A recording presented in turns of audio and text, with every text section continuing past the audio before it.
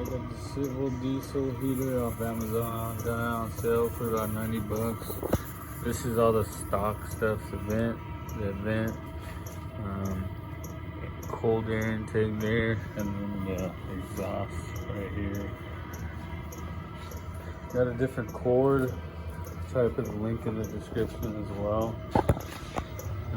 For the DC 12 volt.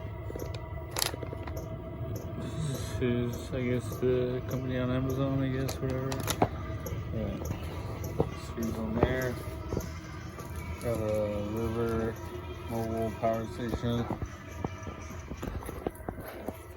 Wasn't sure if this was gonna work, but it ended up working because I was scared that I think I'm not no smart guy or anything, but I think this is an 8 amp for the DC output, 12 volt, 8 amp.